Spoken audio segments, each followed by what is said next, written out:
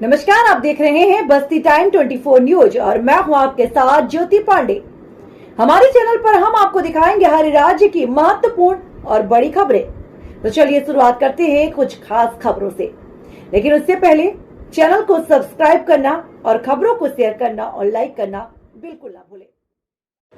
भाजपा पूंजीपतियों की पार्टी उनके मुनाफे के लिए करती है काम। अखिलेश यादव।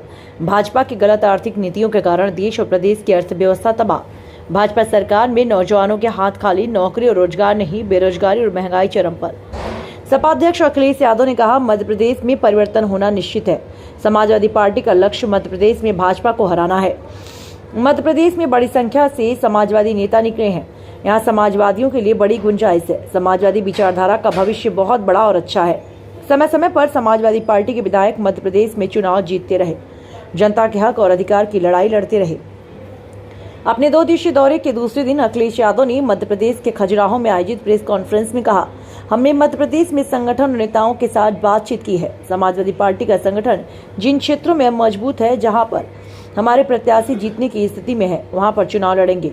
पिछले विधानसभा चुनाव में समाजवादी पार्टी 1 सीट जीती है और कई स्थानों पर बहुत मजबूती से चुनाव लड़ी, लेकिन भाजपा ने साजिश और षड्यंत्र के तहत सपा प्रत्याशियों को हरवा दिया।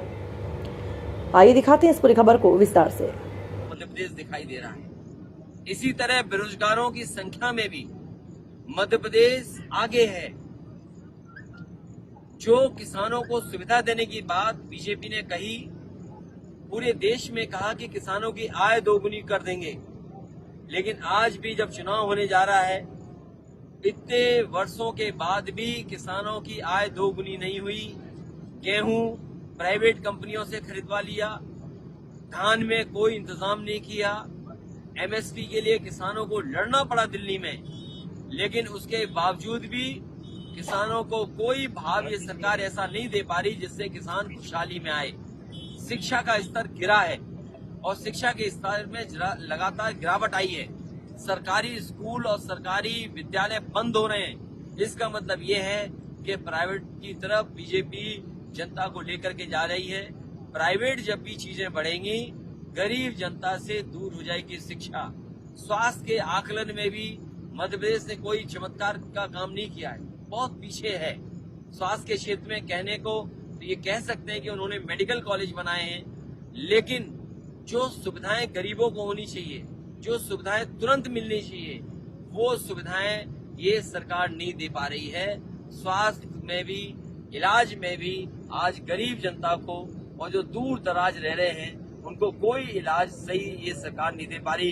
कहने को ये आयुष्मान बीजेपी का प्रचार का काम करने का तरीका है, लेकिन जमीनी हकीकत कुछ और है।